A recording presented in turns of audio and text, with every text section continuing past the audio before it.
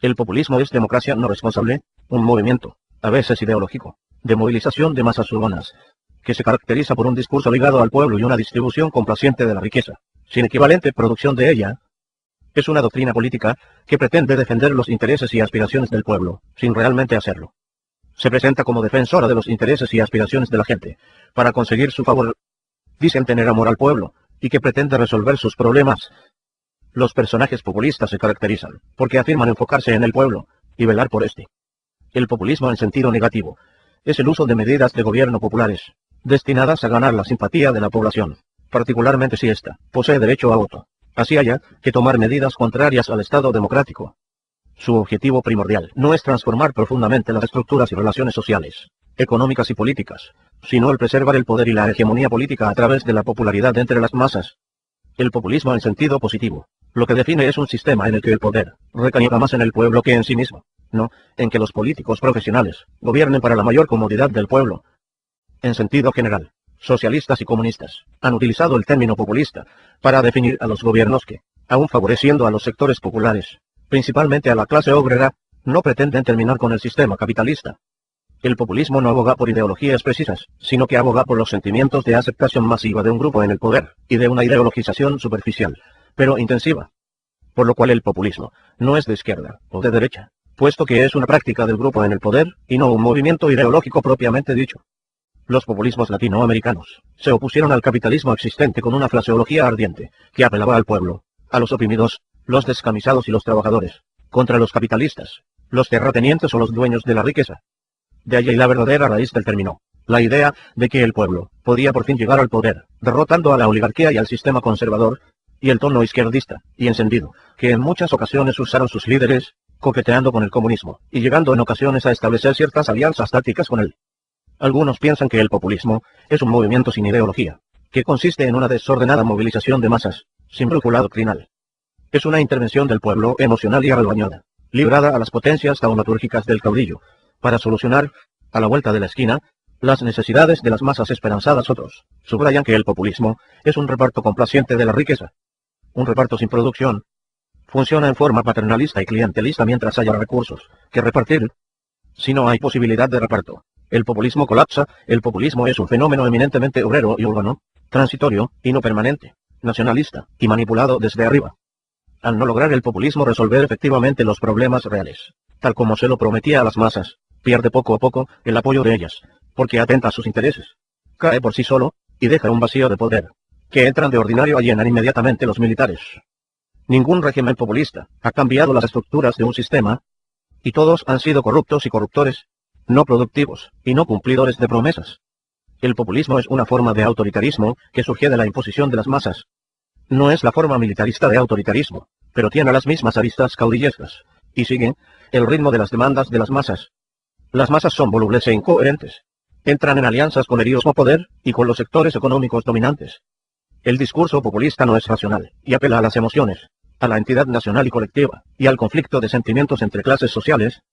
Además, hace referencias a la cultura popular, a las telenovelas, los concursos de belleza, el fútbol, etc.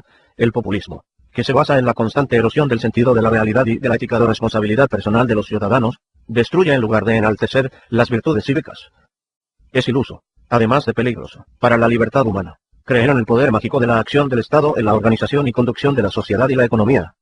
El Estado tiene significativas funciones que cumplir, tanto políticas como sociales y económicas, y, por supuesto, de defensa. Pero una sociedad libre solo puede sobrevivir si estas funciones se limitan. El populismo, entre otras cosas, conduce precisamente a crear reglas para que sean rotas. La idea es, por un lado, cohesionar un movimiento amplio en base a promesas generalizantes e imposibles, y por otro lado hacerse de la vista gorda ante la violación de esas reglas por parte de los sectores dominantes. Algo que forma parte de la idiosincrasia del latinoamericano es su incesante búsqueda, en cualquier elección presidencial, de un mesías, de esa persona, que rápidamente, y de la forma menos dolorosa, acabe con los problemas socioeconómicos del país. Gracias a esto, los hábiles políticos del patio entonan discursos, reflejo de lo que quieren oír las clases menos favorecidas, las cuales son la mayoría en nuestra Latinoamérica, pero muy alejados de lo que realmente necesitan para salir de las estadísticas de pobreza. A esta manera de hacer política se le denomina populismo. Es la errónea concepción de que se ataca a la pobreza, redistribuyendo los ingresos y la riqueza, sin tomar en cuenta que la variable clave es el crecimiento económico y las inmensas trabas a la inversión privada. Su principal motor, el populismo, es un fenómeno netamente político, no económico, el cual siempre estará destinado al fracaso.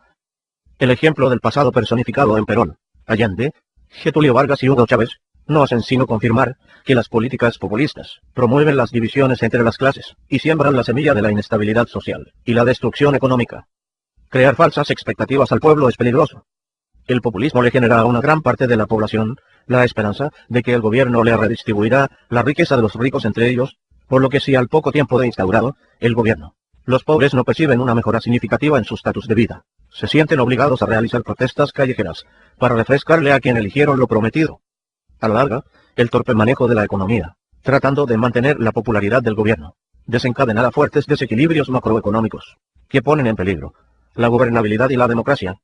Mantener un discurso que magnifique la diferencia económica entre grupos atenta contra el Estado de Derecho, ya que refuerza la mentalidad discriminatoria ellos y nosotros. Recordemos que cada individuo tiene el derecho de ser tratado igual a sus semejantes, sin importar su color, religión o nivel socioeconómico.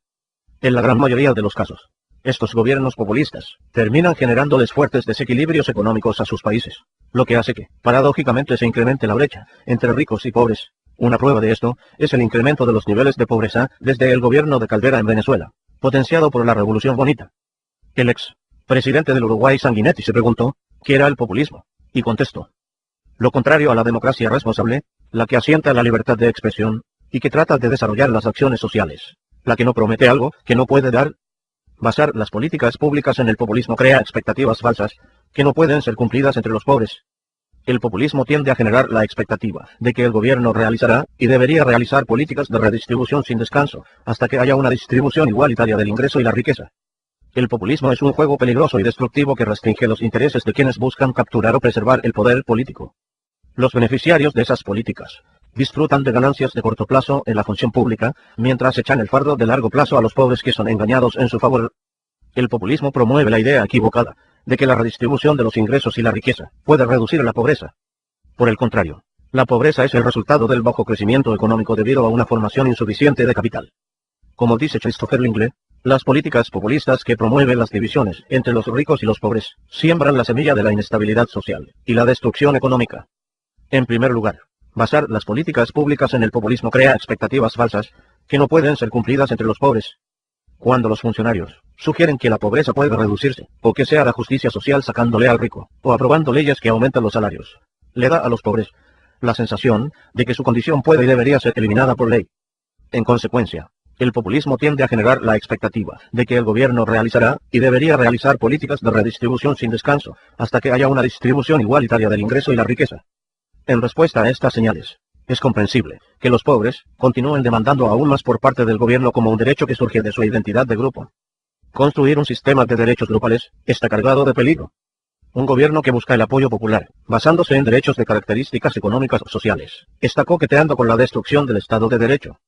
En realidad, poner estos derechos por encima de los individuales refuerza la mentalidad divisoria de ellos y nosotros. De esta forma, los pobres se sienten justificados al expresar sus agravios en protestas callejeras, para recordarle al gobierno sus promesas. El caos e histeria social resultante son las consecuencias del pecado del populismo.